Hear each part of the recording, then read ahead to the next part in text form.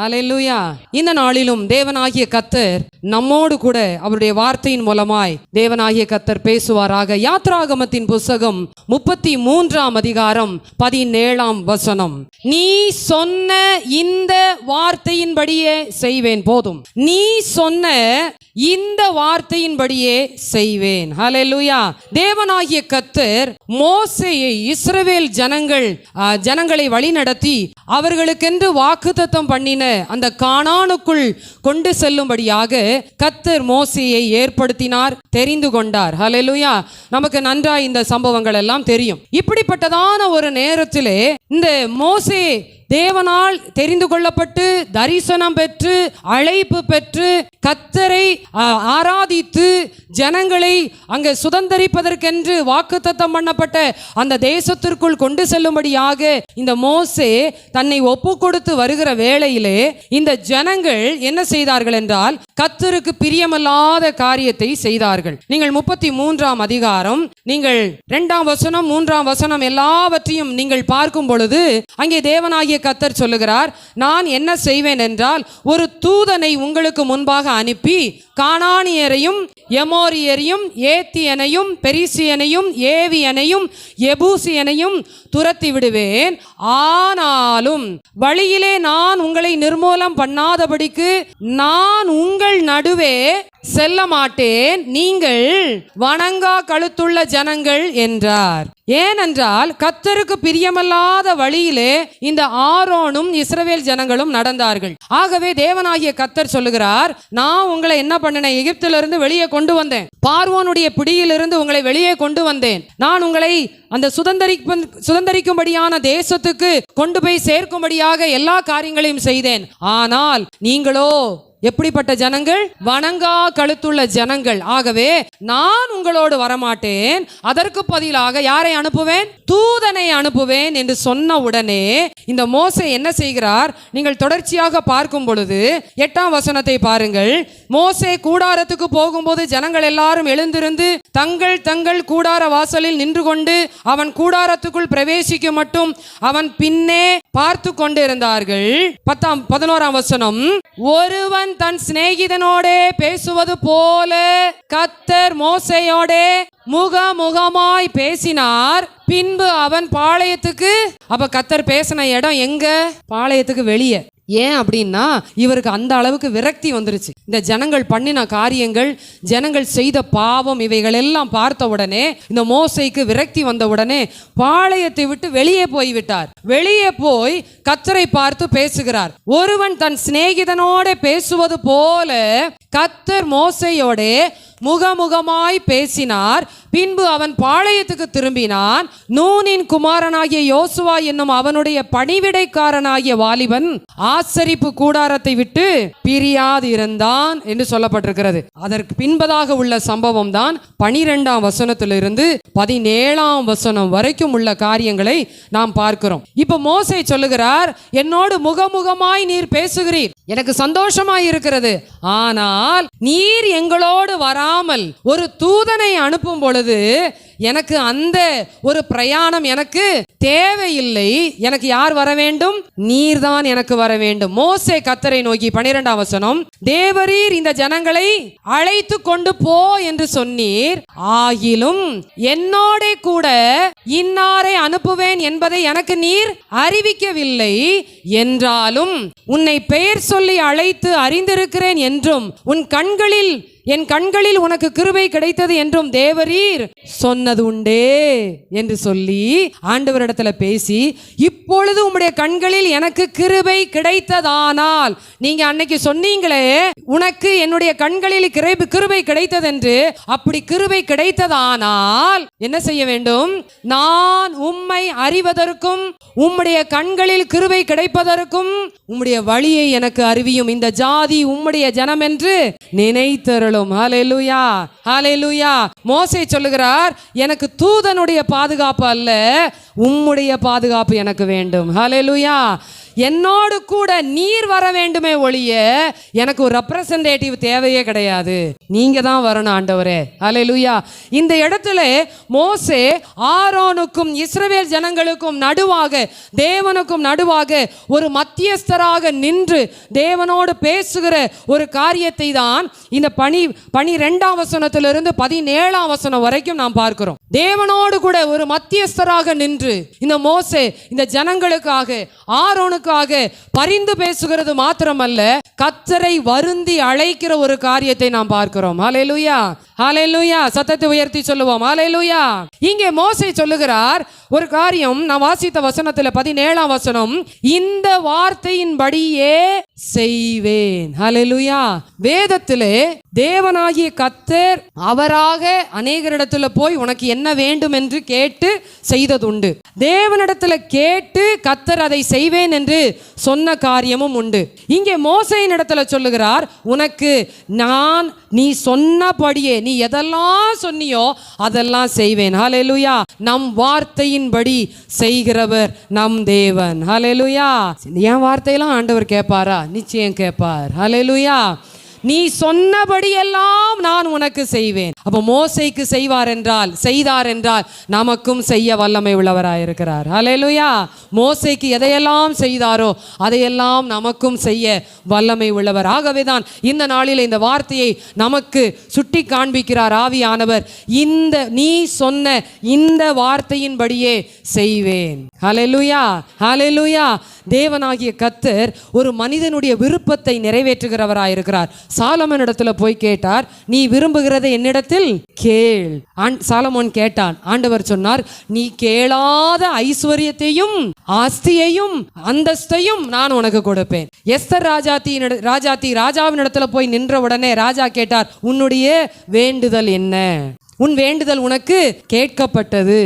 இப்படி பல இடங்களிலே தேவனாகிய கர்த்தர் மனுஷனுக்கு செய்ததும் ஒரு மனுஷன் இன்னொரு மனுஷனுக்கு செய்ததையும் நாம் பார்க்க முடிகிறது. இங்கே மோசேயின் இடத்துல தேவனாகிய கர்த்தர் இந்த வார்த்தையை சொல்லுவதற்கான காரணம் என்ன என்று சொல்லி நாம் பார்ப்பதற்கு முன்பதாக, மோசே இந்த 12ஆம் வசனத்தில் இருந்து ஒரு 7 விண்ணப்பங்களை தேவனுக்கு முன்பாக வைக்கிறதை நாம் பார்த்துவிட்டு, என்ன காரியத்தினாலே தேவன் இந்த வார்த்தையை மோசேக்கு சொன்னார் என்று சொல்லிட்டு நாம் சுருக்கமாய் பார்க்கலாம். 7 விண்ணப்பங்களை மோசே தேவனிடத்தில் வைக்கிறார். முதல் காரியம் பாருங்கள், 13ஆம் வசனம், உம்முடைய வழியை எனக்கு அறிவியும். ஹல்லேலூயா. முதல் காரியம், ஆண்டவரிடத்தில் ஒரு விண்ணப்பம் வைக்கிறார், உம்முடைய வழியை எனக்கு அறிவியும். இரண்டாவது பாருங்கள், அதே 13ஆம் வசனம், இந்த ஜாதி உம்முடைய ஜனம் என்று நினைத்தருளும். ஆண்டவரே, இத்தனை லட்சம் ஜனங்கள் வருகிறார்களே, இவர்கள் எல்லாரும் யார்? வேற யாரோ கிடையாது. இவர்கள் எல்லாரும் யார்? உம்முடைய ஜனங்கள். ஹல்லேலூயா. இந்த ஜனமெல்லாம் உம்முடைய ஜனம் என்று அறிந்து கொள்ளும், நினைத்தருளும். இரண்டாவது விண்ணப்பம். மூன்றாவது, அங்கே 15ஆம் வசனத்தை வாசியுங்கள். உம்முடைய சமூகம் என்னோடு கூட வர வேண்டும். ஹல்லேலூயா. வேறு எதுவும் எனக்கு வேண்டாம், உம்முடைய சமூகம் என்னோடு வந்தால் அது போதும் ஆண்டவரே, எனக்கு வேறு எந்த ஆசையும் இல்லை என்று சொல்லி மூன்றாவது வைக்கிறார். நான்காவதாக 16ஆம் வசனம் பாருங்கள், கிருபை கிடைத்தது என்பது எதினால் அறியப்படும்? எனக்கு ஒரு ப்ரூஃப் வேணும் ஆண்டவரே, எனக்கு ஒரு அடையாளம் வேணும். நீர் உம்முடைய கண்களிலே எனக்கும் இந்த ஜனங்களுக்கும் கிருபை கிடைத்தது என்பதை நான் எதினாலே அறிந்து கொள்ளுவேன்? எனக்கு நீர் அதை காண்பிக்க வேண்டும். அடுத்ததாக பாருங்கள், அதே வசனம், நீர் எங்களோட வருவதினால் அல்லவா? ஹல்லேலூயா, ஹல்லேலூயா, ஹல்லேலூயா. தேவனாகிய கர்த்தர் நம்மோடு வருவதினால், தேவா நான் ஏதினால் விசேஷித்தவன், ராஜா நான் அதை தினம் யோசிப்பவன். தேவா நான் ஏதினால் விசேஷித்தவன், ராஜா நான் அதை தினம் யோசிப்பவன். ஏதினா இது ஏதினா, நீர் என்னோடு வருவதினா, ஏதினா இது ஏதினா, நீர் என்னோடு வருவதினார். ஹல்லேலூயா. நீர் எங்களோடு வரும் பொழுது நான் அதை புரிந்து கொள்ளுவேன், நீர் எங்களோடு இருக்கிறீர் என்பதை. ஹல்லேலூயா. அடுத்ததாக சொல்லுகிறார், ஆறாவதாக 16ஆம் வசனம், விளங்கும் என்று இந்த வார்த்தையின்படியே நான் உனக்கு செய்வேன். கிருபை கிடைத்தது. ஹல்லேலூயா. தேவனாகிய கர்த்தரிடத்தில் நீர் வருகிறீர் என்பதை எதினால் அறிந்து கொள்ளுவேன்? நீர் என்னோடு இருப்பதினால். அது மாத்திரமல்ல, அங்கே சொல்லுகிறார், இதை எனக்கு நீர் கண்டிப்பாக செய்ய வேண்டும். ஏழாவதாக சொல்லுகிறார், அங்கே 18ஆம் வசனத்தை பாருங்கள். அப்பொழுது அவன், உம்முடைய மகிமையை எனக்கு காண்பித்தருளும், உம்முடைய மகிமையை எனக்கு காண்பிக்க வேண்டும். இப்படியாக இந்த ஆரோனுக்காக, இஸ்ரவேல் ஜனங்களுக்காக தேவனிடத்தில் மத்தியஸ்தராக இருந்து 7 விண்ணப்பங்களை இந்த மோசே செய்கிறார். தேவனாகிய கர்த்தர் அதோடு விட்டுவிடவில்லை. இந்த 7 விண்ணப்பங்களுக்கும் தேவனாகிய கர்த்தர் 7 வாக்குத்தத்தங்களை இந்த மோசேக்கு கொடுக்கிறார். முதல் காரியம் 14ஆம் வசனம் பாருங்கள். என் சமூகம் உனக்கு முன்பாக செல்லும். ஹல்லேலூயா. என் சமூகம் உனக்கு முன்பாக செல்லும். இரண்டாவதாக, நான் உனக்கு இளைப்பாறுதல் தருவேன். மூன்றாவதாக 17ஆம் வசனம், நீ சொன்ன வார்த்தையின்படியே உனக்கு செய்வேன். 3. நான்காவதாக அதே 17ஆம் வசனம், என் கண்களில் உனக்கு கிருபை கிடைத்தது. அடுத்ததாக 5ஆவதாக 19 ஆரம்ப பகுதி, என்னுடைய தயையை எல்லாம் நான் உனக்கு முன்பாக கடந்து போக பண்ணுவேன். ஹல்லேலூயா. நீ எங்கெல்லாம் போறியோ அந்த இடத்திலெல்லாம் என்னுடைய தயை உனக்கு முன்பதாக கடந்து செல்லும். ஹல்லேலூயா. அடுத்ததாக பாருங்கள், 6ஆவதாக 22 முதல் பகுதி, என் மகிமை கடந்து போகும்போது நான் உன்னை கன்மலையின் வெடிப்பிலே வைத்துக் கொள்ளுவேன். ஹல்லேலூயா. அடுத்ததாக பாருங்கள், 7ஆவதாக, நான் கடந்து போகும் மட்டும் என் கரத்தினால் உன்னை மூடுவேன். ஹல்லேலூயா. 7 விண்ணப்பங்களை வைத்த மோசேக்கு கர்த்தர் 7 வாக்குத்தத்தங்களை கொடுக்கிறார். ஹல்லேலூயா. நான் ஆகவே தான் சொன்னேன், அவரிடத்தில் வந்து ஜெபிக்கிற ஜெபத்திற்கு ஒரு நாளும் தேவனாகிய கர்த்தர் சும்மா அனுப்புகிற தேவன் அல்ல. நிச்சயமாய் பதில் தருவார், வாக்குத்தத்தங்களை தருவார், ஜெயத்தை தருவார், வெற்றியை தருவார். ஹல்லேலூயா. இந்த மோசே யார்? இந்த மோசே யார்? நமக்கு நன்றாய் தெரியும். பார்வோன் தன்னுடைய தேசத்திலே பிறந்த, எகிப்து தேசத்திலே பிறந்த எல்லா ஆண் பிள்ளைகளும் கொலை செய்யப்பட வேண்டும் என்று சொல்லி அங்கே பார்வோன் சொன்ன பொழுது தேவனாகிய கர்த்தர் இவனை மறைத்து ஒளித்து பாதுகாத்து தேவனுடைய ஜனத்திற்கென்று கர்த்தர் இவனை வளர்த்தி எடுத்துக்கொண்டு வந்தார். ஹல்லேலூயா. ஆகவே தான் 27ஆம் சங்கீதத்தில் வாசிக்கிறோம், தீங்கு நாளில் அவர் என்னை தமது கூடார மறைவிலே மறைத்து ஒளித்து என்னை கன்மலையின் மேல் உயர்த்துவார். ஹல்லேலூயா. தீங்கு நாள் வரும் பொழுது கர்த்தர் நம்மை மறைத்து வைக்கிறார், ஒளித்து வைக்கிறார். ஆகவே தான் சொன்னார் அங்கே, நான் உன்னை கன்மலையிலே மறைத்து என் கரத்தின் நிழலினாலே உன்னை மூடுவேன். ஹல்லேலூயா. அன்றைக்கே நான் உனக்கு செய்தேனே, இன்னமும் நான் உனக்கு செய்வேன். ஹல்லேலூயா. தேவனாகிய கர்த்தர் எத்தனை நல்ல தெய்வம் பாருங்கள். ஆனால் இந்த மோசே 40 வருடம் அரண்மனை வாழ்க்கை, 40 வருடம் வனாந்தர வாழ்க்கை, ஆடுகளை மேய்த்து கொண்டிருந்தான். ஆனால் ஏற்ற நேரம் வந்த பொழுது கர்த்தர் அவனுக்கு முட்செடியின் நடுவில் தரிசனமாகி அவனுக்கு அழைப்பை கொடுத்து கர்த்தர் இந்த மோசேயை தமக்கென்று பிரித்து எடுத்து தமக்கென்று வேறு பிரித்து கர்த்தர் ஒரு உன்னதமான, ஒரு மேன்மையான ஒரு அழைப்பை, ஊழியத்தை அவனுக்கு கொடுத்தார். ஆனால் இந்த மோசே செய்தது என்ன? அதையும் நாம் அறிந்து கொள்ள வேண்டும். எப்பேற்பட்ட மனிதனாயிருந்தாலும் கர்த்தருடைய சமூகத்துக்கு வரும் பொழுது கர்த்தர் நிச்சயமாய் பதில் செய்கிற தேவனாய் இருக்கிறார். ஹல்லேலூயா. ஒருவேளை ஆரம்பம் எப்படி இருந்ததோ பரவாயில்லை, ஆனால் இன்றைக்கு நீங்கள் முழுமையாய் உங்களை ஆண்டவருடைய சமூகத்தில் ஒப்பு கொடுக்கும் பொழுது மோசே சொன்ன அதே வார்த்தையை இன்றைக்கு உங்களுக்கும் சொல்லுகிறார், நீ சொன்னபடியெல்லாம் நான் செய்வேன். ஹல்லேலூயா. நீ எதையெல்லாம் கேட்டுக்கொண்டாயோ அதையெல்லாம் நான் செய்வேன். இந்த மோசே எப்படிப்பட்ட மனிதர்? வாசியுங்கள் 3ஆம் அதிகாரம் 11ஆம் வசனம், யாத்திராகமம் 3:11. நான் எம்மாத்திரம், ஐ அம் இன்சிக்னிஃபிகன்ட், நான் இதுக்கு எந்த விதமான தகுதி உள்ளவன் அல்ல. நான் எம்மாத்திரம். முதல் காரியம் அவனுடைய, அதாவது எஸ்கியூஸ், அவனுடைய சாக்கு போக்கு பாருங்கள். கர்த்தர் அழைக்கும் பொழுது சில நேரத்தில் கர்த்தர் இந்த நாளிலே என் மகள், என் மகன் இந்த ஆலயத்தில் வரும் பொழுது, இந்த காரியத்தை செய்யும் பொழுது, நான் இந்த நன்மையை செய்யலாம் என்று இருக்கும் பொழுது நம்ம சொல்றது என்ன தெரியுமா? வேலை வந்துருச்சு, எனக்கு டைமே இல்லை, எனக்கு முடியல, அங்க போக வேண்டிய காரியம் ஆயிருச்சு, இதை செய்ய வேண்டியதாயிருச்சு, எங்க வீட்டில் விடல. இதே தான் மோசே சொல்லுகிறார், ஐ எம் இன்சிக்னிஃபிகன்ட், நான் இதுக்கு எந்த விதத்திலும் தகுதி பாத்திரவான் அல்ல. இரண்டாவது அதே 3ஆம் அதிகாரம் 13ஆம் வசனம் பாருங்கள். சொல்லும் போது அவருடைய நாமம் என்ன என்று அவர்கள் என்னிடத்தில் கேட்டால் நான் என்ன சொல்லுவேன்? என்கிட்ட வந்து நீ ஒரு ஆண்டவரை சொல்றியே, ஒரு தேவனை சொல்லுகிற, ஒரு யெகோவாவை நீ சொல்லுகிறாயே, அவர் யார் என்று கேட்டால் நான் என்ன சொல்லுவேன்? காரணம், நான் அதிகாரமற்றவன். I am having no authority. எனக்கு எந்த விதமான அதிகாரமும் இல்லை, எனக்கு நான் தகுதி இல்லை, எனக்கு அதிகாரம் இல்லை. மூன்றாவது பாருங்கள், 4:1, அவர்கள் என்னை நம்பார்கள். மூன்றாவது சொல்லுகிறார், அவர்கள் என்னை நம்பார். No one will believe me. ஒருத்தரும் என்னை என்ன செய்ய மாட்டாங்க, ஏன்னா அந்த அளவுக்கு நான் வெல் டு கிடையாது. இன்னைக்கு நம்ம சொல்லுவோம் தெரியுமா, நான்லாம் போய் சொன்னா அவங்கலாம் கேட்பாங்களா? அந்த அளவுக்குலாம் நம்ம ஃபேமிலி பேக்ரவுண்டெல்லாம் ஒன்றும் கிடையாது. நம்ம உடனே அப்படிதான் சொல்லுவோம். மோசே அதே தான் சொன்னார், நான் தகுதி இல்லை, நான் அதிகாரம் என்கிட்ட இல்லை. மூன்றாவது, என்னை நம்பார்கள். அடுத்து பாருங்க 4:10. இதற்கு முன்னாவது தேவரீர் உமது அடியானோட பேசினதற்கு பின்னாவது வாக்கு வல்லவன் அல்ல, திக்குவாயும் மந்த நாவும். திக்குவாயும் மந்த நாவுனா நம்ம நினைக்கிற மாதிரி கிடையாது, அந்த தடுமாறி அது கிடையாது, அந்த வார்த்தையை சொல்லல. அவர் சொல்றது, நான் இதுவரைக்கும் ஜனங்களை லீட் பண்ற ஒரு அதிகாரத்துல, அந்த தலைமத்துவத்துல நான் இல்லை. அதனால I don't know to speak fluent. எனக்கு வந்து அந்த ஃப்ளோ வராது. சில பேர் சொல்லுவாங்க தெரியுமா, ஐயோ ஜெபிக்க சொன்னோம்னா இன்னைக்கும் சொல்லுவாங்க, சில ஜெபம் பண்ணுங்க அப்படின்னு, ஐயோ எனக்கு முன்னாடி வந்தாலே அப்படியே டைப் அடிக்குது. புரியுதா இப்போ உங்களுக்கு? அந்த டைப் அடிக்கிறதா தான் அவர் திக்கு வாயின்னு சொன்னார். திக்கு வாயின்னு சொன்னோன்னே நம்ம வந்து திக்கி பேசுவார்.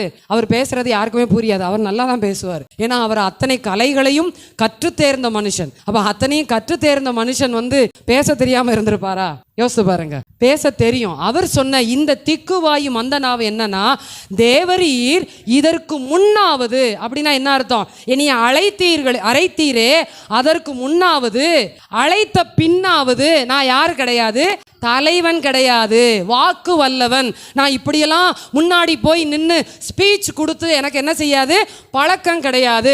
இத்தனை லட்சம் ஜனங்களை வழி நடத்தி எனக்கு அந்த விதமான அனுபவம் இல்லை. I am not a leader. அதுதான் அர்த்தம். நான் வந்து அந்த அளவுக்கு எனக்கு தெரியாத ஆண்டவரே, ஒரு பாட்டு பாடுங்களேன். ஐயோ நல்லா பாடுவேனான்னு தெரியல. நல்லா பாடுறீங்களோ, நல்லா பாடலையே, பாடுங்க, அப்புறம் பாட்டு வந்துடும். நான்லாம் நல்லா பாடுறேனான்னு கேட்கவே மாட்டேன். மியூசிக் போடும்போது நான் அந்த பக்கம் திரும்பவே மாட்டேன். எதுக்கு தெரியுமா? நம்ம திரும்பினோம்னா அவங்க ஏதாவது நம்மளை பார்த்து இப்படிம்பாங்க. நம்ம பாட்டுக்கு பாடுவோம், பாட்டுக்கு வரும். ஹல்லேலூயா. நம்ம யாரை பாடுகிறோம்?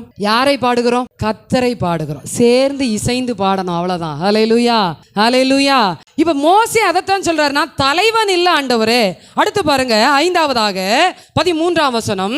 அதற்கு அவன், ஆண்டவரே நீர் அனுப்ப சித்தமா இருக்கிற யாரையாகிலும் அனுப்பும் ஆண்டவரே. ஐ டோன்ட் வாண்ட் டு கோ.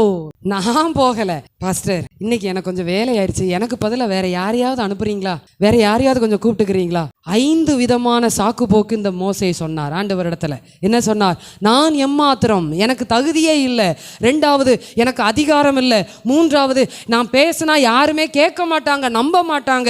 4வது, எனக்கு அந்த தலைமைத்துவத்துக்குரிய எந்த விதமான பண்புகளும் என்கிட்ட இல்லை. 5ஆவதாக, யாரையாவது அனுப்புங்க ஆண்டவரே, யாரையாவது அனுப்புங்க. ஆனா ஆண்டவர் சொல்லுகிறார், யாரையாவது அனுப்புறதுக்காக நான் முச்செடியில உனக்கு நான் தரிசனமாகவில்லை, எனக்கு வேண்டியது நீதான். ஹல்லேலூயா. இன்றைக்கு ஆண்டவருக்கு நீங்கள் தேவை என்பதற்காகத்தான் இன்றைக்கு உங்களோட ஆண்டவர் பேசிக்கொண்டு இருக்கிறார். ஹல்லேலூயா. ஆகவேதான் அவர் உங்களுக்கு வாக்கு பண்ணுகிறார்.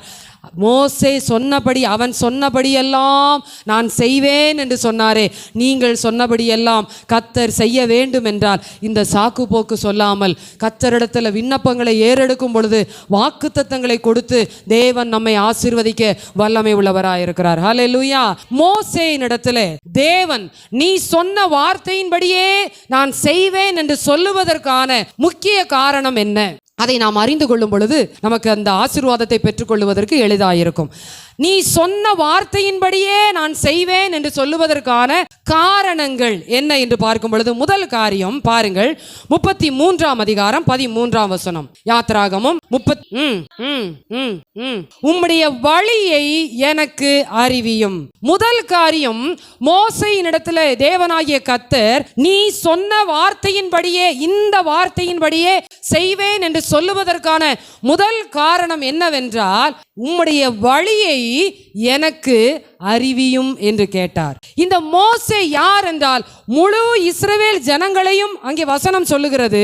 5ஆம் வசனத்தில் நான் வாசித்தோம், ஏனென்றால் நீங்கள் வணங்கா கழுத்துள்ள ஜனங்கள், நான் ஒரு நிமிஷத்தில் உங்கள் நடுவில் எழும்பி உங்களை நிர்மூலம் பண்ணுவேன் என்று சொல்லி தேவனாகிய கர்த்தர் அந்த ஜனங்களுக்கு எச்சரிப்பு கொடுக்கிறார். அத்தனை லட்ச ஜனங்கள் வணங்கா கழுத்துள்ளவர்களாய் இருக்கிற அந்த இடத்திலே இந்த மோசே தேவனுக்காக நிற்கிற மனுஷனாயிருந்தார். ஹல்லேலூயா.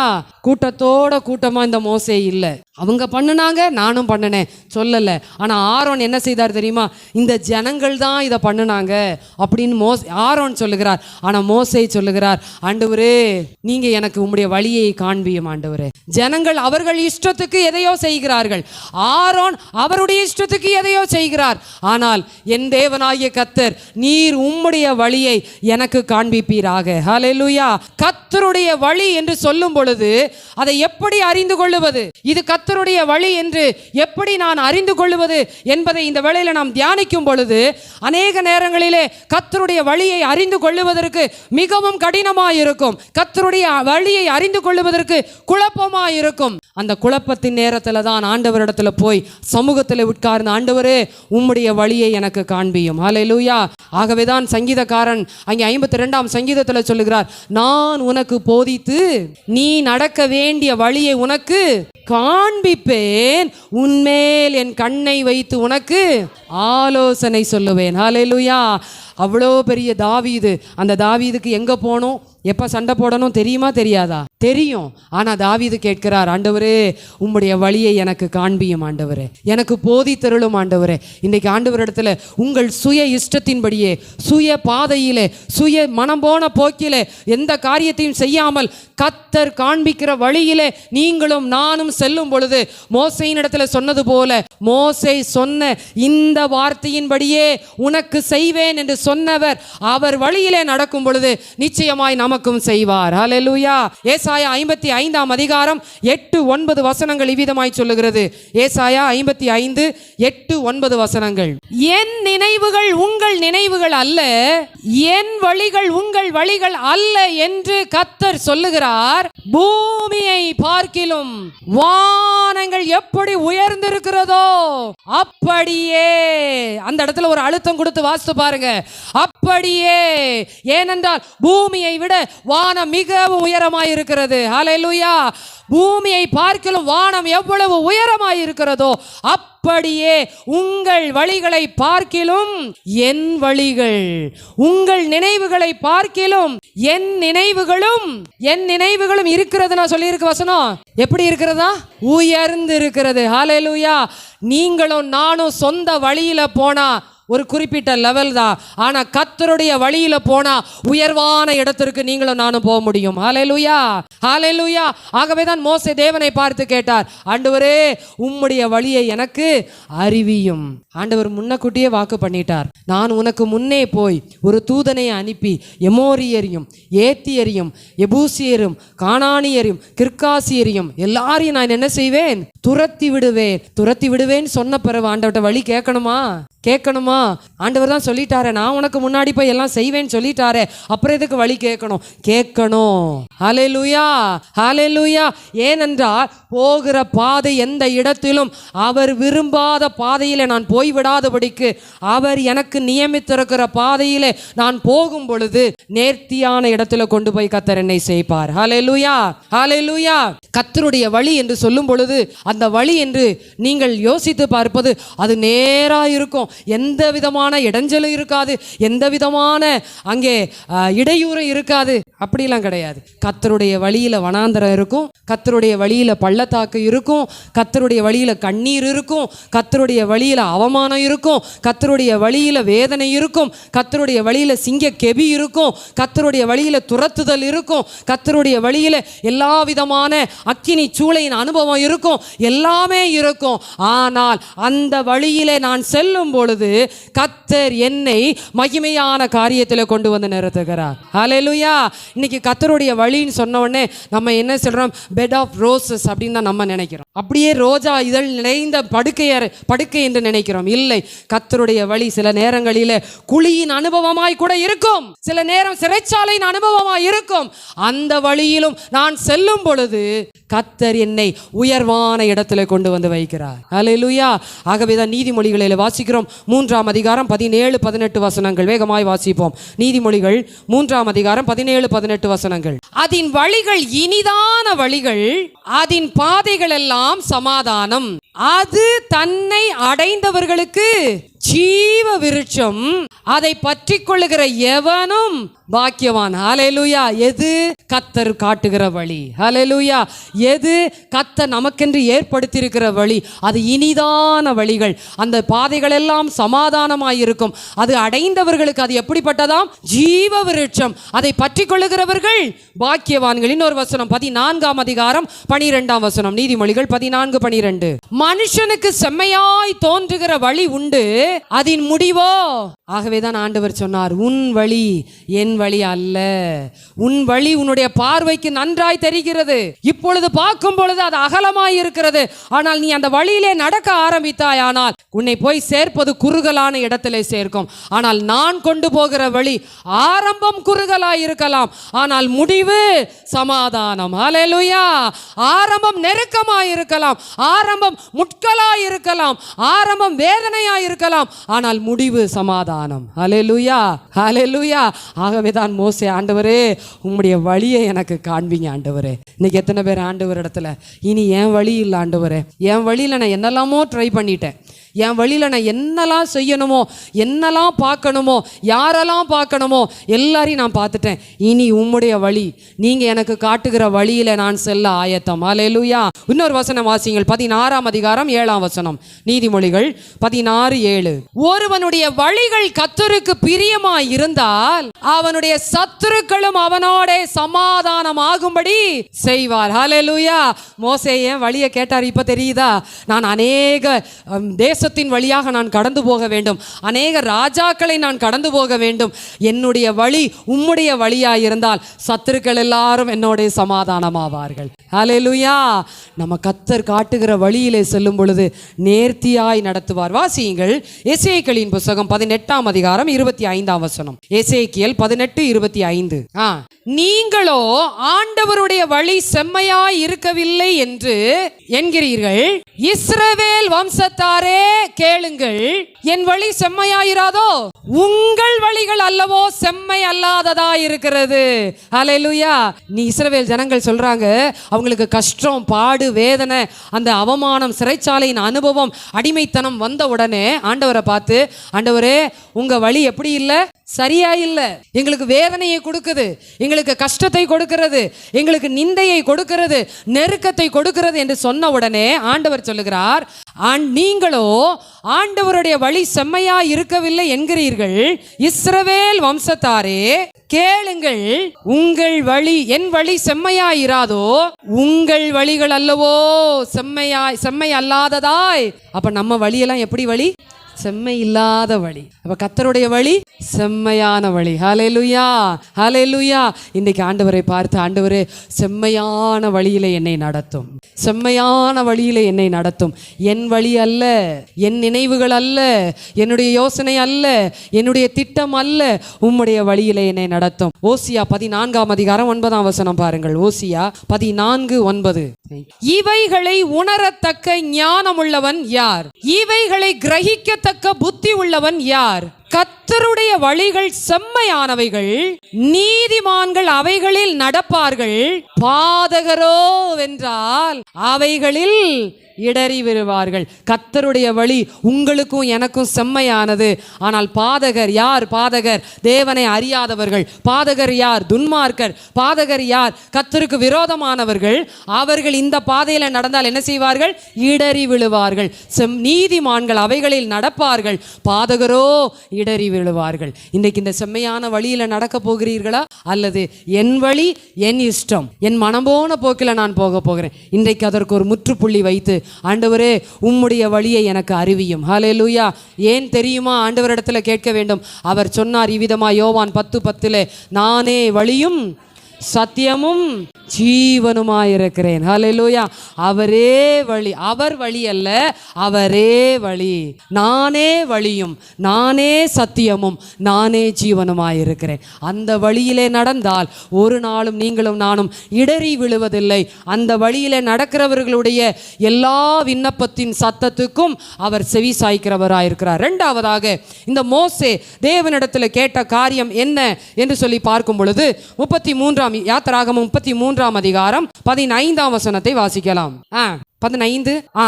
அவன் அவரை நோக்கி, உம்முடைய சமூகம் என்னோட கூட செல்லாமற் போனால் என்னை இவ்விடத்தில் இருந்து கொண்டு போகாதிரும் என்றான். முதல் காரியம், மோசே செய்த காரியம், தேவ பிரசன்னத்தை அவன், தேவனுடைய வழியை அவன் வாஞ்சித்தான். தேவனுடைய வழியிலே விரும்பினான். He desired God's way. இரண்டாவதாக மோசே தேவனிடத்தில் கேட்ட காரியம் என்னவென்றால், உம்முடைய சமூகம் என்னோட கூட செல்லாமற் போனால். சமூகம் என்றால் தேவனுடைய பிரசன்னம், தேவனுடைய சந்நிதி. Hallelujah. He desired God's presence. ஆண்டவருடைய சமூகத்தை அதிகமாய் இந்த மோசே வாஞ்சித்தார். அங்கே வசனம் சொல்லுகிறது, உம்முடைய சமூகம் என்னோட கூட செல்லாமற் போனால் எங்களை இவ்விடத்திலிருந்து கொண்டு போகாதிரும் என்று சொல்லுகிறார். தேவனாகிய கர்த்தர் இந்த பூமியிலே படைத்த எல்லாரிடத்திலும் அவருடைய சந்நிதி, அவருடைய சமூகம், அவருடைய பிரசன்னம் காணப்பட வேண்டும் என்று சொல்லி தேவன் விரும்புகிறார். முதலாக தேவனாகிய கர்த்தர் ஆதாமையும் ஏவாளையும் படைத்தார். படைத்து அங்கே வசனம் சொல்லுகிறது, பகலில் குளிர்ச்சியான வேளையிலே தேவனாகிய கர்த்தர் என்ன செய்தாராம்? தோட்டத்திலே வந்து ஆதாமோடு பேசினார் என்று சொல்லப்பட்டிருக்கிறது. ஆனால் என்றைக்கு அவன் தேவனுடைய சத்தத்துக்கு கீழ்ப்படிவதை விட்டுவிட்டு, தேவன் சொன்னதை விட்டுவிட்டு தவறான காரியத்தை செய்ய ஆரம்பித்தாரோ அன்றைக்கு வசனம் சொல்லுகிறது, ஆதியாகமம் 3:8 அங்கே வாசித்து பார்க்கும் பொழுது அங்க சொல்லப்பட்டிருக்கிறது, சத்தத்தை கேட்டார்கள். அப்பொழுது ஆதாமும் அவன் மனைவியும் தேவனாகிய கர்த்தருடைய சந்நிதிக்கு விலகி. அப்ப ஒரு கர்த்தருடைய சமூகத்தில் இருந்து நான் விலகுகிறேன் என்றால் அங்கே ஒரு காரியம், எனக்கும் தேவனுக்கும் நடுவாக ஏதோ ஒரு தடங்கல் வந்துவிட்டது, ஏதோ தேவன் பிரியமல்லாத காரியம் வந்துவிட்டது. ஆகவேதான் மோசே ஆண்டவரை பார்த்து சொல்லுகிறார், உம்முடைய சமூகம் என்னோடு கூட செல்ல வரலான்னு சொன்னா என்னைய இந்த இடத்துல இருந்து என்ன செய்யாதிரும், கொண்டு போகாதிரு ஆண்டவரே. அப்படி என்றால் என்ன அர்த்தம்? என்னிடத்தில் ஏதாவது குறைகள் இருக்கும் என்றால், என்னிடத்தில் ஏதாவது தவறுகள் இருக்கும் என்றால் இன்றைக்கே இந்த இடத்துல சரி செய்து என்னை உம்முடைய சந்நிதிக்குள்ளாக என்னை கொண்டு போகும். ஹல்லேலூயா. அந்த பிரசன்னத்தின் அனுபவம் உங்களுக்கும் எனக்கும் வரும் பொழுது அங்கே மோசே செய்தது போல, தேவனாகிய கர்த்தர் மோசேயின் சத்தத்துக்கு செவி கொடுத்தது போல நம்முடைய சத்தத்துக்கும் செவி கொடுக்க வல்லமை உள்ளவர். ஹல்லேலூயா, ஹல்லேலூயா. ஆகவேதான் தாவீது சொல்லுகிறார் 105 சங்கீதம் 4 வசனம், 105 சங்கீதம் 4 வசனம், கர்த்தரையும் அவர் வல்லமையையும் நாடுங்கள், அவர் சமூகத்தை நித்தமும் தேடுங்கள். அவர் சமூகத்தை நித்தமும் தேடுங்கள். எங்க நித்தமும் தேடுறோம்? நான் தான் வீட்டுல இருந்து ஜெபிக்கிறேனே, உடனே நம்ம சொல்லிடுவோம் அவர் சமூகத்தை நித்தமும் தேடுங்கள்னா நான் வீட்டுல இருந்து ஜெபிக்கிறேனே. சமூகம் தனிப்பட்ட சமூகம், தனிப்பட்ட விதத்துல கர்த்தருடைய சமூகத்தை தேடுவது இருக்கிறது. குடும்பமாக கர்த்தருடைய சமூகத்தை தேடுவது இருக்கிறது. குழுவாக கர்த்தருடைய சமூகத்தை தேடுவது இருக்கிறது. சபையாக கர்த்தருடைய சமூகத்தை சமூகத்தை தேடுவது இருக்கிறது. ஹல்லேலூயா, ஹல்லேலூயா, ஹல்லேலூயா. அப்ப கர்த்தருடைய சமூகத்தை நித்தமும் தேடும் பொழுது என் சத்தத்துக்கு அவர் செவி கொடுக்கிற தேவனாய் இருக்கிறார். ஹல்லேலூயா. ஆகவேதான் 51ஆம் சங்கீதத்தில் அவர் சொல்லும் பொழுது இவர் சொல்லுகிறார், ஆண்டவரே உம்முடைய சமூகத்தை விட்டு என்னை தள்ளாமலும் பரிசுத்த ஆவியை என்னிடத்திலிருந்து எடுத்துக்கொள்ளாமலும் இரும். ஆண்டவரே, ஆண்டவரே உம்முடைய சமூகம் மாத்திரம் என்னை விட்டு போயிருச்சுன்னா ஐ எம் எம்டி, நான் ஒண்ணுமே இல்லை. ஆண்டவரே, நீங்கள் வேதம் வாசிக்கலாம், ஜெபிக்கலாம், உபவாசிக்கலாம், வைராக்கியமாயிருக்கலாம், சுவிசேஷம் செய்யலாம், ஊழியம் செய்யலாம், கொடுக்கலாம், ஆத்துமாதாயம் பண்ணலாம், எல்லாம் செய்தும் கர்த்தருடைய சமூகம் நமக்குள்ளே உங்களுக்குள்ளே இல்லாமல் இருந்தால் எல்லாமே வீண். ஹல்லேலூயா. வெறுமையான பாத்திரம், வெறுமையான பாத்திரமாய் மாறிவிடுவோம். ஆகவேதான் மோசே சொல்லுகிறார், அப்பா வெறுமையான பாத்திரமாய் அல்ல, என்னுடைய பாத்திரம் உம்முடைய சமூகத்தினாலே நிரம்பி இருக்கட்டும் ஆண்டவரே. அப்பா உம்முடைய சமூகத்தினாலே நிரம்பி இருக்கட்டும் ஆண்டவரே. தேவனுடைய பிரசன்னம் எதற்கு தேவை? தேவனுடைய பிரசன்னம் எதற்காக மோசே இவ்வளவாய் அங்கலாய்க்கிறார்? எதற்காக மோசே தேவனுடைய சமூகத்தில், ஆண்டவரே எனக்கு உம்முடைய சமூகம் இல்லைனா என்னை இந்த இடத்துல இருந்து கொண்டு போக வேண்டாம் ஏன் சொல்லுகிறார் தெரியுமா? வாசியுங்கள் 16ஆம் சங்கீதம் 11ஆம் வசனம். சமூகத்தினுடைய முக்கியத்துவத்தை குறித்து நாம் பார்க்கலாம். 16ஆம் சங்கீதம் 11ஆம் வசனம். ஜீவ மார்க்கத்தை எனக்கு தெரியப்படுத்தினீர், உம்முடைய சமூகத்தில் பரிபூரண ஆனந்தம், வலது பாரிசத்தில் நித்திய பேரின்பமும் உண்டு. ஹல்லேலூயா. ஏனென்றால் கர்த்தருடைய சமூகமே நமக்கு சந்தோஷத்தை கொடுக்கிற இடமா இருக்கிறது. கர்த்தருடைய சமூகமே நமக்கு துணை செய்கிற, அவருடைய சமூகமே நம்மை தேற்றுகிறதாய், நமக்கு துணை செய்கிறதாய் இருக்கிறது. இரண்டாவதாக கர்த்தருடைய சமூகம் எதற்கு முக்கியம்? 23ஆம் சங்கீதம் 4ஆம் வசனம். நான் மரண இருளின் பள்ளத்தாக்கில் நடந்தாலும் பொல்லாப்புக்கு பயப்படேன். தேவரீர், தேவரீர், எல்லாரும் சொல்லுங்க, தேவரீர், தேவரீர். உங்க சமூகம் என் கூட இருக்கிறதுனால மரண இருளின் பள்ளத்தாக்கு வந்தாலும் நான் பயப்படவே மாட்டேன். ஹல்லேலூயா. பிரச்சனை வந்தாலும் நான் பயப்படவே மாட்டேன், போராட்டம் வந்தாலும் நான் பயப்படவே மாட்டேன், கடினமான சூழ்நிலைமைக்குள்ளாக நான் கடந்து போனாலும் பயப்படவே மாட்டேன். ஏனென்றால் உம்முடைய சமூகம் என்னோடு கூட இருக்கிறது. ஹல்லேலூயா. ஆகவே தான் சொல்லுகிறார், என் பக்கத்தில் 1000 பேரும் வலதுபுறத்தில் 10,000 பேர் விழுந்தாலும் அது என்னை அணுகாது. ஏனென்றால் கர்த்தர் என் பட்சத்தில் இருக்கிறார், மனுஷன் எனக்கு என்ன செய்வான்? அவர் சமூகம் என் கூட இருக்கிறதுனால யார் என்ன பண்ண முடியும்? ஹல்லேலூயா. தைரியம் கொடுக்கிற கர்த்தருடைய சமூகம். மூன்றாவதாக 1 கொரிந்தியர் 10ஆம் அதிகாரம் 13ஆம் வசனம். 1 கொரிந்தியர் 10ஆம் அதிகாரம் 13ஆம் வசனம். மனுஷருக்கு நேரிடுகிற சோதனையே அல்லாமல் வேறே சோதனை உங்களுக்கு நேரிடவில்லை. தேவன் உண்மை உள்ளவராயிருக்கிறார், அவர் இடம் கொடாமல் தாங்கத்தக்கதாக சோதனையோடு கூட தப்பித்துக் கொள்ளும்படியான போக்கையும் உண்டாக்குகிற தேவனாயிருக்கிறார். ஹல்லேலூயா. சோதனையின் நேரத்தில் நமக்கு ஆலோசகராய் இருக்கிறார். ஹல்லேலூயா. ஆகவேதான் நாம் பாடல் பாடுகிறோம், சோர்ந்து போன நேரத்திலெல்லாம் என்னை சூழ்ந்து கொண்ட கிருபை இது. ஹல்லேலூயா. ஏனென்றால் அவருக்கு தெரியும், என்னுடைய மகள், என்னுடைய மகன் இவ்வளவுதான் தாங்கிக் கொள்ள முடியும், இவ்வளவுதான் சகிக்க முடியும், இவ்வளவுதான் அவர்களுக்கு பலன் இருக்கிறது என்று ஆண்டவருக்கு தெரியும். தப்பித்துக் கொள்ளும்படியான போக்கை அவருடைய சமூகம் நமக்கு உண்டாக்குகிறது. நான்காவதாக 116ஆம் சங்கீதம் 7-8 வசனங்கள். தேவனுடைய சமூகம் நமக்கு என்ன செய்கிறது? 110. என் ஆத்துமாவே கர்த்தர் உனக்கு நன்மை செய்தபடியால் நீ இளைப்பாறுதலுக்கு திரும்பு. என் ஆத்துமாவை மரணத்துக்கும் என் கண்ணை கண்ணீருக்கும் என் காலை இடறுதலுக்கும் அவர் என்ன செய்தார்? தப்புவித்தார். ஹல்லேலூயா. ஆபத்து நேரத்தில் நமக்கு துணையாளராய் நமக்கு இருக்கிறார். அவருடைய சமூகம் எத்தனையாய் நம்மை பாதுகாக்கிறது, எத்தனையாய் நமக்கு உதவி செய்கிறது, எத்தனையாய் நம்மை தேற்றுகிறது. இந்த பிரசன்னத்தை, இந்த சமூகத்தை, இந்த தேவ சந்நிதியை நான் எப்படி பெற்றுக்கொள்ளுவது, எப்படி அனுபவிப்பது? தேவ சமூகத்தை பெற்றுக்கொள்ளுங்கள், தேவ சமூகத்தில் உற்சாகமாய் இருங்கள் என்று சொல்லுகிறீர்களே, இந்த சமூகத்தை அனுபவிப்பது எப்படி? தேவ சமூகத்தை அனுபவிக்க வேண்டும் என்றால் கர்த்தர் நடத்துகிற பாதையிலே அமைதியாய் இருக்க வேண்டும். தேவனிடத்தில் எல்லாவற்றையும் பேச வேண்டும். கர்த்தரை துதித்து பாட வேண்டும். ஹல்லேலூயா. இந்த காரியத்தை செய்யும் போது செய்து பாருங்கள், தேவ பிரசன்னம் இறங்கி வரும். தேவ சமூகம் நம்மை ஆட்கொள்ளும். அந்த இடம் முழுவதும் தேவனுடைய மகிமையினால் நிரம்பும். ஹல்லேலூயா. பவுலும் சீலாவும் சிறைச்சாலையில செய்த காரியம் என்ன தெரியுமா? யாரிடத்திலும் பேசவில்லை, அவர்கள் தேவனிடத்தில் பேசினார்கள், கர்த்தரை துதித்து பாடினார்கள். அந்த இடம் முழுவதும் அசைந்தது. கர்த்தருடைய சமூகம் வறுமை ஆனால் எந்த இடத்துல அசைவை உண்டாக்க வேண்டுமோ அந்த இடத்துல அசைவை உண்டாக்கும். எந்த இடத்துல மாற்றத்தை கொண்டு வர வேண்டுமோ அந்த இடத்துல மாற்றத்தை கொண்டு வரும். ஹல்லேலூயா.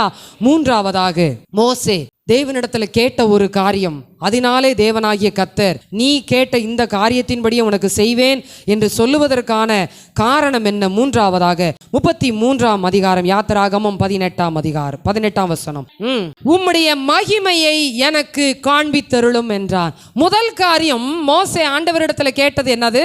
உம்முடைய வழியை எனக்கு காண்பியும், அறிவியும். இரண்டாவதாக மோசே கேட்டது தேவனுடைய சமூகம், அவருடைய பிரசன்னம், அவருடைய சந்நிதி. மூன்றாவதாக மோசே தேவனிடத்தில் கேட்ட காரியம், உம்முடைய மகிமையை எனக்கு காண்பித்தருளும். He desired for God's glory.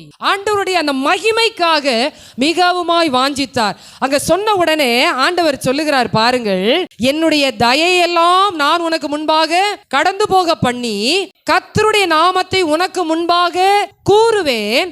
எவன் மேல் கிருபையாய் இருக்க சித்தமாய் இருப்பேனோ அவன் மேல் கிருபையாய் இருப்பேன், அவன் மேல் இரக்கமாய் இருப்பேன் என்று சொல்லி நீ என் முகத்தை காண மாட்டாய், ஒரு மனுஷனும் என்னை கண்டு உயிரோடு இருக்க கூடாது என்றார். பின்னும் கர்த்தர், இதோ என் அண்டையில் ஒரு இடம் உண்டு, நீ அங்கே கன்மலையில் வந்து நில்லு, என் மகிமை கடந்து போகும்போது நான் அந்த கன்மலையின் வெடிப்பிலே வைத்து நான் கடந்து போக மட்டும் என் கரத்தினால் உன்னை மூடுவேன். ஹல்லேலூயா. கர்த்தருடைய மகிமை கடந்து வரும் பொழுது நம்மை பாதுகாக்கிற தேவனாய் இருக்கிறார். ஹல்லேலூயா. என்ன ஒரு ஆச்சரியமான காரியம் பாருங்க, என்ன ஒரு ஆச்சரியமான காரியம். ஆண்டவரே உம்முடைய சமூகம் எனக்கு முன்பாக செல்லட்டும். ஆண்டவரே உம்முடைய சமூகம் எனக்கு முன்பாக செல்லவில்லை என்றால் இந்த இடத்துல இருந்து என்னை கொண்டு போகாதீருங்க. சரிப்பா, சமூகம் வந்துருது. இப்ப அடுத்த வார்த்தை கேட்கிறார், சமூகம் வர்றது பெருசு இல்ல, எனக்கு எது தேவை? உம்முடைய மகிமை வேணாம் ஆண்டவரே. உம்முடைய மகிமை இல்லைன்னா நான் ஒண்ணுமே செய்ய முடியாது. 3 விதமான மகிமையை வேதத்துல நாம் பார்க்கிறோம். ஒன்று, நாம் தேவனுக்கு செலுத்துகிற மகிமை. நாம் தேவனுக்கு செலுத்துகிற மகிமை என்ன மகிமை? ஸ்தோத்திரங்கள், பாடல்கள், துதி, கர்த்தரை ஆராதிப்பது, இவையெல்லாம் நாம் தேவனுக்கு செலுத்துகிற மகிமை. அவர் ஒருவரே அதற்கு பாத்திரராய் இருக்கிறார். ஹல்லேலூயா. இரண்டாவதாக ஒரு மகிமை, இந்த பூமி அனைத்தையும் தேவனாகிய கர்த்தர் சிருஷ்டிக்கும் பொழுதே மகிமையினால் நிரப்பினார். சந்தேகமா இருக்கா? பூமியை படைத்தார், சமுத்திரங்களை உண்டாக்கினார், வானத்தின் நட்சத்திரங்களை படைத்தார், சூரியனை படைத்தார், அங்கே சந்திரனை படைத்தார், எல்லா மிருக ஜீவன்களை படைத்தார், எல்லாவற்றையும் படைத்தார். எல்லாமே எப்படி இருக்கிறது என்றால் கர்த்தருடைய மகிமையை வெளிப்படுத்துகிறது. நீங்கள் வாசிக்கும் பொழுது ஆபகுக் 2ஆம் அதிகாரம் 14ஆம் வசனம் வாசியுங்கள். ஆபகுக் 2:14, சமுத்திரம் ஜலத்தினால் நிறைந்திருக்கிறது போல் பூமி கர்த்தருடைய மகிமையை அறிகிற அறிவினால் நிறைந்திருக்கும். ஹல்லேலூயா. சங்கீதம் 72:19. உங்களுக்கு வசனங்களை சுட்டிக்காட்ட வேண்டும் என்பதற்காக நான் சுட்டிக்காட்டுகிறேன். 72, அவருடைய மகிமை பொருந்திய நாமத்துக்கு எந்தெந்தைக்கும் ஸ்தோத்திரம் உண்டாவதாக, பூமி முழுவதும் அவருடைய மகிமையா நிறைந்திருப்பதாக. ஆமென், ஆமென். ஹல்லேலூயா, ஹல்லேலூயா. அப்ப முதல் காரியம் தேவனுக்கு நான் கொடுக்கிற மகிமை. இரண்டாவது, ஏற்கனவே கர்த்தர் இந்த பூமியை எப்படி நிறைத்திருக்கிறார்? மகிமையினாலே நிறைத்திருக்கிறார். மூன்றாவதாக, என்னை அவருடைய மகிமையினாலே நிறைத்திருக்கிறார். ஹல்லேலூயா. என்ன மகிமையினாலே? என்றைக்கு அவர் மனுஷகுமாரனாய் இந்த பூமிக்கு வந்தாரோ அன்றைக்கு எனக்கு மகிமையின் சாயலை அவர் கொடுத்திருக்கிறார். ஹல்லேலூயா, ஹல்லேலூயா. ஆகவேதான் இன்றைக்கு அப்பா பிதாவே என்று கூப்பிடத்தக்கதான புத்திர சுவிகாரத்தின் ஆவியை நீங்களும் நானும் பெற்றிருக்கிறோம். ஹல்லேலூயா. என்னை உங்களை காண்கிறவர்கள் யாரை பார்க்கிறார்கள்? அவரை பார்க்கிறார்கள். உங்களை தொடுகிறவன் என்னை தொடுகிறான். ஏன் சொன்னார் தெரியுமா? அவருடைய மகிமையின் சாயலை நம்ம அணிந்திருக்கிறபடியினாலே, வானவருடைய சாயலை அணிந்திருக்கிறபடியினாலே நீங்களும் நானும் அவருடைய மகிமையினாலே நிறைந்திருக்கிறோம். ஹல்லேலூயா. இப்ப மோசே சொல்லுகிறாரு, ஆண்டவரே நான் உம்முடைய மகிமையை என்ன பண்ணணும்? பார்க்க வேண்டும். உம்முடைய மகிமையை எனக்கு காண்பித்தருளும். புதிய ஏற்பாட்டு நாட்களிலே தேவ ஜனங்களை மகிமையினாலே நிரப்பி இருக்கிற ஆண்டவர் இன்றைக்கு நாம் எங்கெல்லாம் செல்லுகிறோமோ அந்த இடத்திலெல்லாம் கர்த்தருடைய மகிமை வெளிப்படுகிறதாக உங்களையும் என்னையும் கர்த்தர் வைத்திருக்கிறார். அன்றைக்கு மகிமை எப்படி வெளிப்பட்டது? வனாந்தர சபை, அதாவது ஆசரிப்பு கூடார நாட்களிலே கர்த்தருடைய மகிமை எப்படி வெளிப்பட்டது? யாத்திராகமம் 16:10 மேகத்தினாலே, மேக ஸ்தம்பத்தினாலும் அக்கினி ஸ்தம்பத்தினாலும் கர்த்தருடைய மகிமை வெளிப்பட்டது. 24:10 யாத்திராகமம் 24:10 அங்கே சொல்லப்பட்டிருக்கிறது, வெளியரங்கமாக பிரத்யட்சமாக கர்த்தருடைய மகிமை ஜனங்கள் நடுவிலே அங்கே வெளிப்பட்டது என்று சொல்லி 24:17-18 யாத்திராகமம் 24:17-18 மலையின் கொடுமுடியிலே கர்த்தருடைய மகிமையின் காட்சி இஸ்ரவேல் புத்தருடைய கண்களுக்கு பட்சிக்கிற அக்கினியை போல் இருந்தது. எப்படி இருந்தது? மகிமையான அந்த தேவனுடைய அந்த சாயல் பட்சிக்கிற அக்கினியாய் இருந்தது. இன்றைக்கு அப்படியெல்லாம் இல்லை. நம்மளையே கர்த்தர் மகிமையின் சாயலாக உண்டாக்கி வைத்திருக்கிறார். ஹல்லேலூயா, ஹல்லேலூயா. இந்த மகிமையின் சாயல் மூலமாக, இந்த கர்த்தருடைய மகிமை மூலமாக என்ன காரியம்?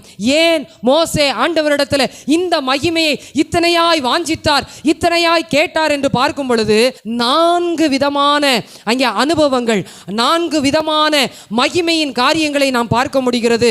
வாசியுங்கள் 29ஆம் அதிகாரம் 44ஆம் வசனம். யாத்திராகமம் 29:44. யாத்திராகமம் 29:44.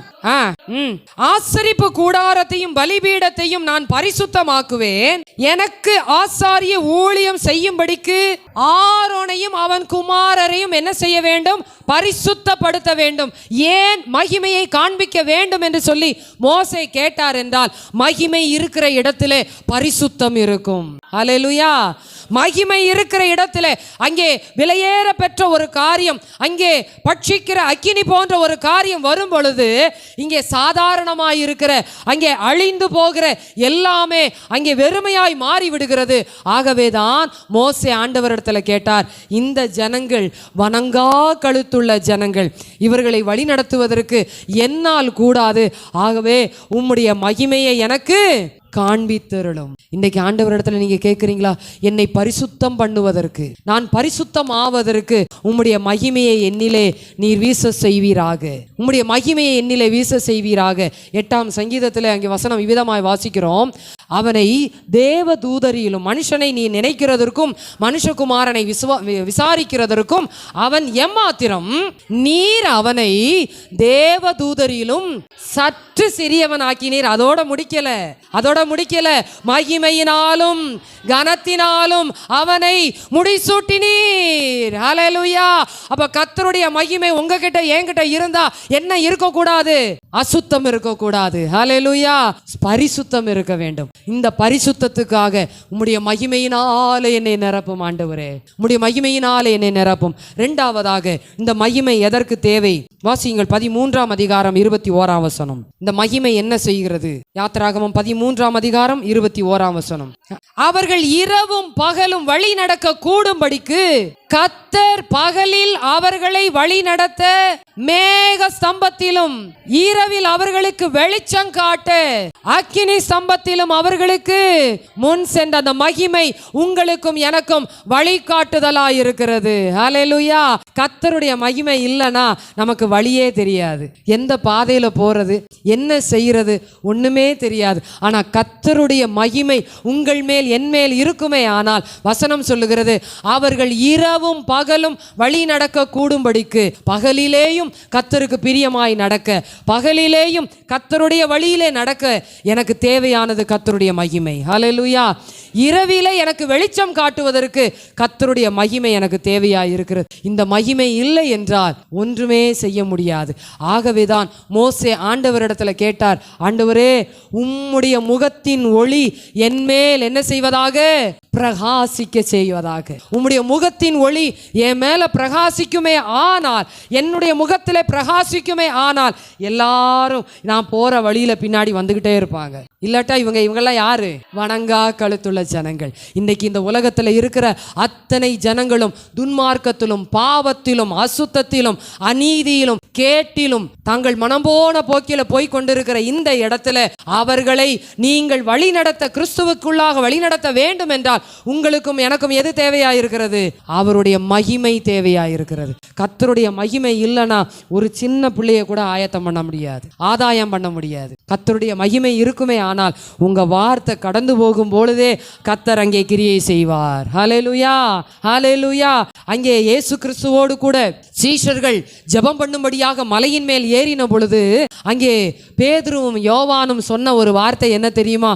ஆண்டவரே, உம்மோடு கூட நாங்கள் யாரை பார்க்கிறோம்? எலியாவையும் மோசேயை நாங்கள் பார்க்கிறோம். ஏன்னா அவங்க ரெண்டு பேர்கிட்டையும் மகிமை பிரகாசிச்சு, எலியா கிட்டையும் மோசே கிட்டையும். உண்மையா இல்லையா? இப்ப அந்த ரெண்டு பேரை இப்ப பாக்குறாங்க. இவங்க ரெண்டு பேரும் உம்மோடு கூட நாங்கள் யாரை பார்க்கிறோம்? எலியாவையும் மோசேயை நாங்கள் பார்க்கிறோம். ஆகவே உமக்கு ஒரு கூடாரமும் மோசேக்கு ஒரு கூடாரமும் எலியாவுக்கு ஒரு கூடாரமுமாக 3 கூடாரம் போட்டுடலாம். போட்டா என்ன செய்யும்? மகிமை இங்கேயே இருக்கும். ஆண்டவர் சொன்னார், மகிமை அங்க இல்லப்பா, உனக்குள்ள இருக்குது. ஹல்லேலூயா. அந்த மகிமை கடந்து போயிடும். ஆனா உனக்குள்ள இருக்கிற மகிமை நித்தியமாய் நிரந்தரமாய் அவருடைய வருகை மட்டும் ஹல்லேலூயா உன்னை வழி நடத்துகிறதா இருக்கிறது. மூன்றாவதாக இந்த மகிமை என்ன செய்கிறது? என்னாகமம் 14:10. என்னாகமம் 14:10. அப்பொழுது அவர்கள் மேல் கல்லெறிய வேண்டும் என்று சபையார் எல்லாரும் சொன்னார்கள். உடனே கர்த்தருடைய மகிமை ஆசரிப்பு கூடாரத்தில் இஸ்ரவேல் புத்திரர் எல்லாருக்கும் முன்பாகவும் காணப்பட்டது. ஹல்லேலூயா. முதல் காரியம், கர்த்தருடைய மகிமை என்னை பரிசுத்தமாக்கும். இரண்டாவது, கர்த்தருடைய மகிமை எனக்கு வழிகாட்டும். மூன்றாவது, கர்த்தருடைய மகிமை என்னை பாதுகாக்கும். ஹல்லேலூயா, ஹல்லேலூயா. நான் உங்களுக்கு இந்த இடத்துல ஒரு சாட்சியை சொல்ல விரும்புகிறேன்.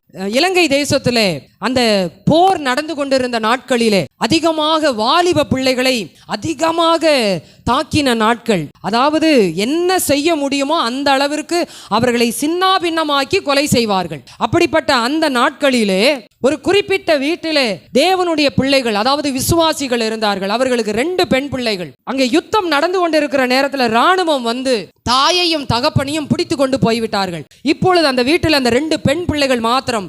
சற்று யோசித்து பாருங்கள், அந்த 2 பெண் பிள்ளைகளும் என்ன மனநிலைமையில் இருந்திருக்கும் என்று சொல்லி. மிகவும் பயந்து ஒரு சத்தம் கூட வெளியே வராத அளவிற்கு, ஒரு தும்மலோ ஒரு இருமலோ வராத அளவிற்கு தன்னை மிகவுமாய் அந்த வீட்டிற்குள்ளாக காத்து கொண்ட ஒரு காரியம். அப்படிப்பட்ட நிலைமையில் இருந்தார்கள்.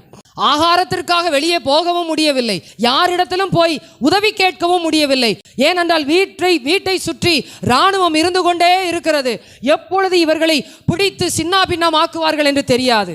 ஆனால் ஒரு நாள் இரவு நேரத்தில் எப்படியோ ஒருவன் உள்ளே நுழைந்து விட்டான். உள்ளே நுழைந்து அந்த 2 பிள்ளைகளையும் நான் ஒரு காரியம் செய்யாமல் விடமாட்டேன் என்று சொல்லி அந்த வீட்டிற்குள்ளே நுழைந்தான். நான் போய் ஒரு 3 நிமிடம் கழித்து நீங்கள் எல்லாரும் உள்ளே வாருங்கள் என்று சொல்லி இவன் உள்ளே சொல்லிவிட்டு அவன் கடந்து போனான். இவன் இங்கே இருந்து போய் அந்த வீட்டின் அந்த வெளியே இருக்கிற அந்த கதவு அருகே தான் அவன் சென்றிருப்பான். என்ன நடந்தது என்றே தெரியாது. அந்த கதவையும் திறந்து ஒரு அடி எடுத்து வைத்தான். உள்ளே போனவன் தூக்கி வீசப்பட்டான் வெளியே. எல்லாருக்கும் அங்கே இருந்தது ஒரு பயம். நான் போய் ஒரு 3 நிமிஷம் கழிச்சு நீங்க வாங்க, 3 நிமிஷம் கழிச்சு வாங்கன்னு சொன்னவன் இப்ப தூக்கி எறியப்பட்டானே, என்ன நடந்தது தெரியவில்லை. போய் பார்ப்போம் என்று இன்னொருவன் போகிறான். இன்னொருவன் போய் அதே போல காலடி வைக்கிறான். அவனும் தூக்கி வீசப்பட்டான். இப்பொழுது யாருக்குமே ஒன்றுமே புரியவில்லை. தூக்கி வீசப்பட்டவர்களை அவனிடத்துல போய் கேட்கிறார்கள், என்ன நடந்தது?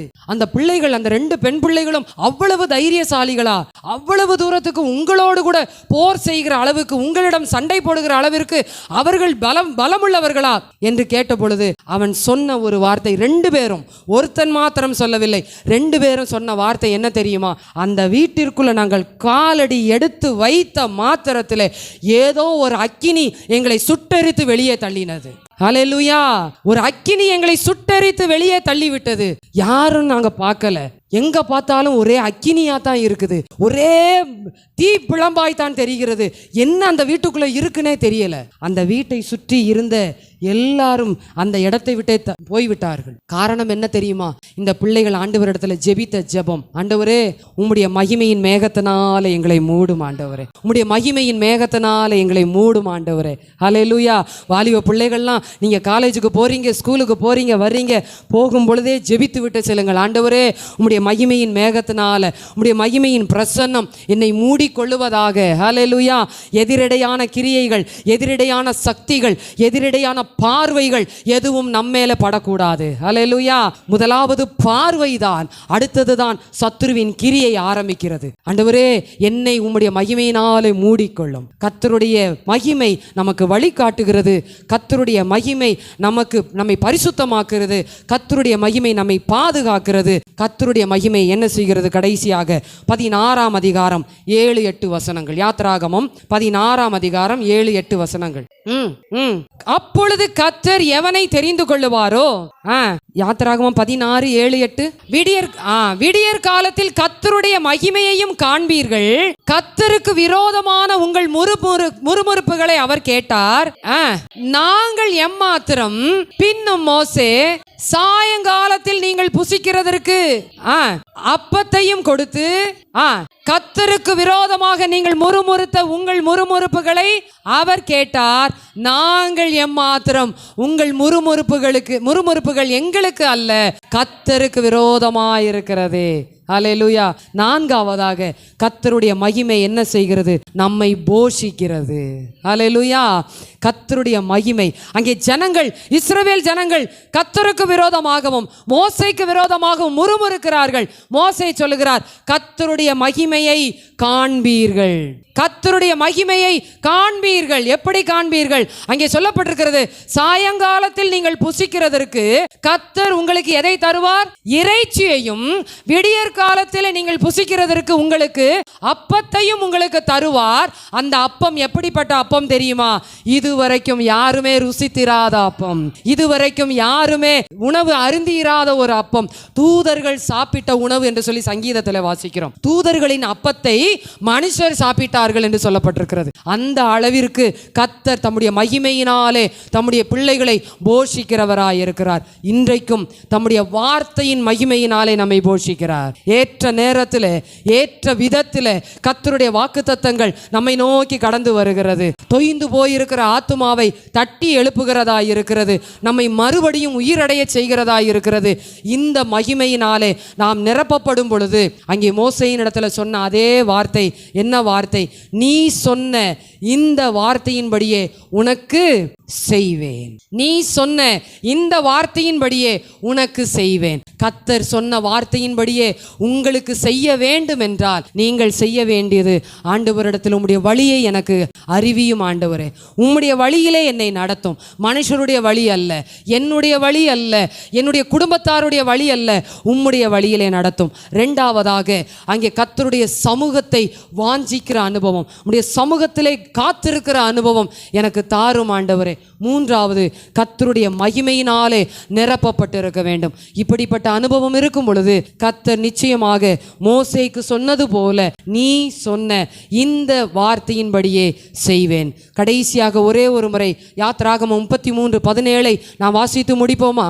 அப்பொழுது கர்த்தர் மோசேயை நோக்கி, நீ சொன்ன இந்த வார்த்தையின்படியே செய்வேன், என் கண்களில் உனக்கு கிருபை கிடைத்தது, உன்னை பெயர் சொல்லி அழைத்து அறிந்திருக்கிறேன். ஹல்லேலூயா! கர்த்தர் தாமே நீங்கள் எதிர்பார்த்திருக்கிற, நீங்கள் கேட்கிற, அவரிடத்தில் எதையெல்லாம் கேட்கிறீர்களோ அதையெல்லாம் உங்களுக்கு செய்து கர்த்தர் உங்களுக்கு வாஞ்சைகளையும் விருப்பங்களையும் நிறைவேற்றி கர்த்தர் உங்களை ஆசீர்வதிப்பார். God bless you.